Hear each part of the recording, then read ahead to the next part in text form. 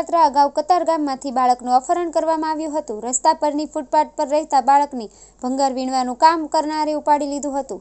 આ બાળકને અપહરણ કરી લેવાયું હોવાની ફરિયાદ નોંધાઈ હતી, જેના આધારે પોલીસે તપાસ હાથ ધરી હતી, જેમાં બાળકને મુક્ત કરવામાં આવ્યું હતું.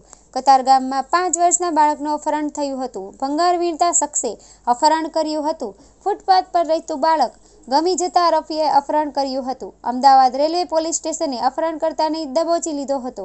પોલીસે બાળકને મુક્ત કરાવ્યું હતું. 32 વર્ષીય દીપક બાબુરાવ ઇંગલેની પોલીસે ધરપકડ કરી બાળકને મુક્ત કરાવવામાં આવ્યું છે. કતારગામમાં ફૂટપાથ પરથી ગુમ થયેલા 5 વર્ષના બાળકને કતારગામ પોલીસે અમદાવાદના કાલુપુર રેલવે સ્ટેશન પરથી આરોપીને પકડી પાડી બાળકને તેના ચુંગલમાંથી છોડાવ્યો છે. આરોપી ભંગાર વીણવાનું કામ કરે છે. બાળકને લેવા માટે સુરત પોલીસ અમદાવાદથી લઈ આવી હતી.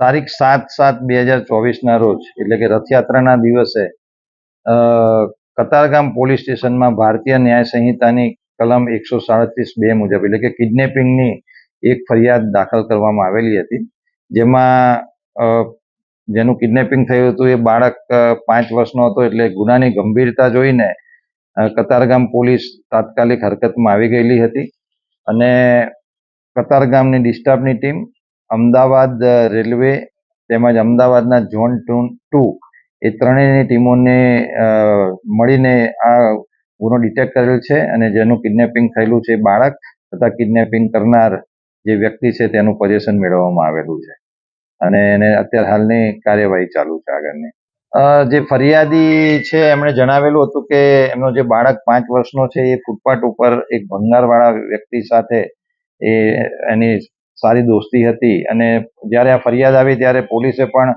સીસીટીવીની મદદથી જોતા એ બાળક છે એ આ ભંગારવાળા વ્યક્તિ સાથે મોબાઈલની ગેમ ને એ રીતે રમતો હતો, એટલે એની સાથે એની દોસ્તી થયેલી હતી અને આ ભંગારવાળો વ્યક્તિ જેનું કિડનેપિંગ કરીને લઈ ગયેલો હતો, પરંતુ નામ ને એ બધી વિગત નહોતી.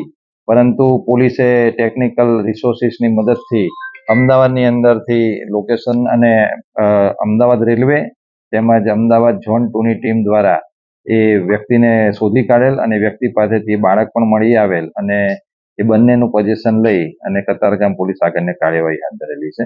મેઇન આમાં જે ટેકનિકલ રિસોર્સિસનો ઉપયોગ કરીને આ ગુનો ડિટેક્ટ કરવામાં આવ્યો.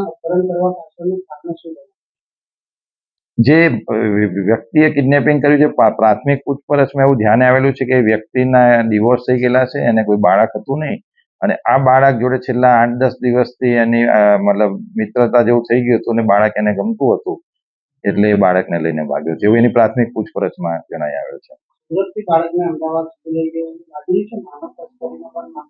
ના, એ ટાઈપનું અત્યારે હાલમાં ધ્યાનમાં આવેલ નથી, કારણ કે જે પ્રાથમિક પૂછપરછમાં એ વસ્તુ ધ્યાને આવેલી છે કે બંને છોકરો અને એ ભાઈ બંને વચ્ચે મિત્રતા જેવું હતું. એ લોકોના સીસીટીવી ફૂટેજ જોતા એવું લાગે છે કે બંનેને, પણ હજી પોલીસ આ એંગલથી પણ તપાસ કરશે.